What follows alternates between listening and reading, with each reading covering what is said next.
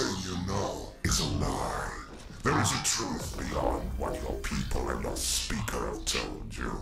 I can take you to that truth if you seek me out. These gifts are a reminder of my words.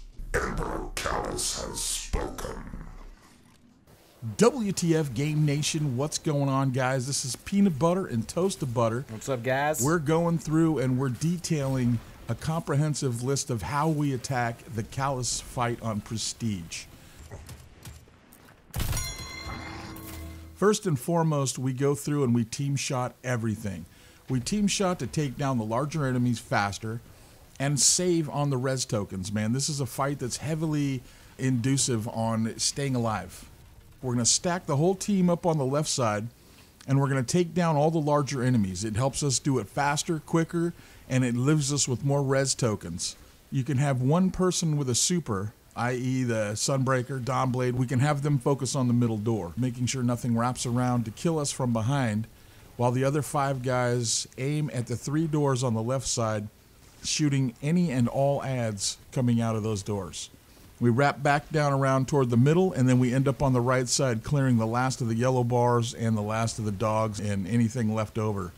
At that point, once all the adds are clear, everybody gets their ammo, everybody picks up their orbs, everybody waits to be teleported out into the Nightmare Realm.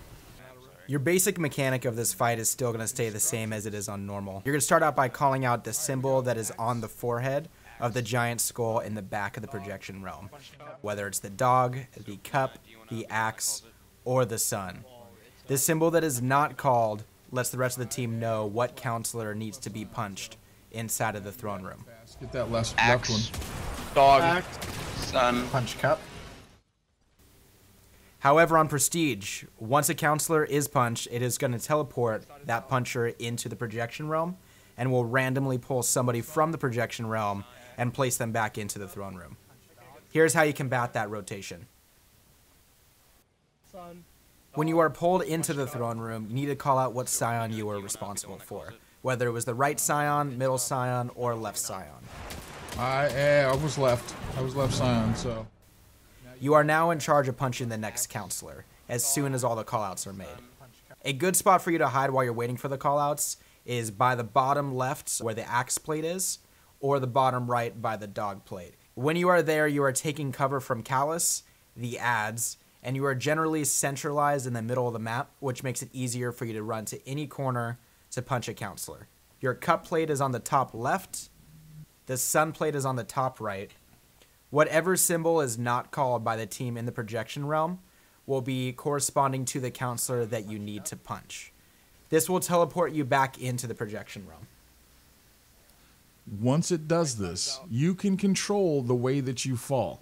You can jump up in the air to avoid a ramp. You can maneuver around or to the side, always keeping in mind that you control where you go. You want to shoot for the middle. The middle is always the safest part of the ramp going down. Every time you teleport from the throne to the projection room, the first slide, you are responsible for the middle scion. After this round is done, you want to listen for who is teleported into the throne room the next time. left side, I was out. All right, I got left side. Axe. Dog. You're Sun. taking the responsibility of that said scion. That doesn't mean you need to go to the right or to the left.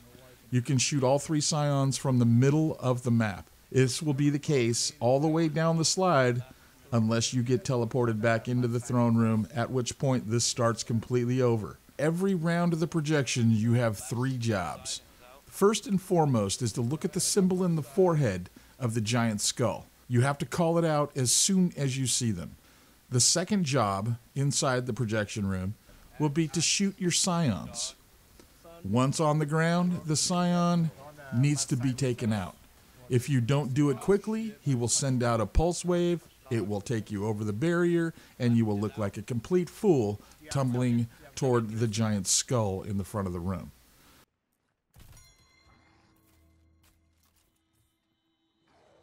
Third is to shoot the projections in the air. They don't shoot at you. There's no reason that 4 people in the throne room can't shoot 2 projections that are sitting there in bubbles, begging for you to kill them. They spawn in order. Those orders rotate for every slide that you go down. A total of 5 slides. You have to shoot the one that spawns first, or if you don't, you risk the chance of them timing you out and wiping the team. The first round, the left spawns first. The second round, the right spawns first, and accordingly all the way down. On the last slide, the team throws a grenade at the middle scion. The guy coming in from the throne room is going to be all the way in the back of the map. You want to make sure to throw a grenade at the middle scion so that's covered and it doesn't wipe the rest of the team that's down there waiting for your person in the throne room to get down to the DPS line. Once you start shooting, you don't ever want to stop shooting. Start shooting across, pan across with your gun, and make sure that if you see any other scions that are still on the board, you clear them. You don't ever want to just think that your job stops when your scion is dead. The skull will start ejecting and emitting skulls. Once you damage the skulls, it gives you credit for a skull, which gives you the application of Force of Will. That allows you to do damage to Calus once you all teleport back in to enter the damage phase. So what I recommend on skulls is a Titan Rally Berry. You want to use the Rally Barricade. I recommend an auto rifle. You want to teabag that Rally Berry until all of your ammo is depleted or all the skulls are gone. So now that the skulls have all been taken care of, you've got as many skulls as humanly possible. You go ahead and pick one of 4 orbs to get back in the throne room. Now that everybody's back in the throne room, it's time to start doing DPS. Force of Will is active while you're standing on the plate. We start on the back right plate, the dog plate. If anybody is using Striking Hand, a mod on the raid gauntlets, make sure you melee one of the dogs that are on the ground. Then everybody can jump onto that plate. If there are any DPS supers, such as a Golden Gun with Celestial Nighthawk or a Nova Bomb, you want to pop that as soon as you touch the plate. A Titan will drop a Rally Barricade. Warlocks will drop Empowering Rifts. Everybody will teabag the Rally Barricade, shoot all of their rockets, and the hope is to stagger Calus. You will stagger Calus by breaking his first health bar.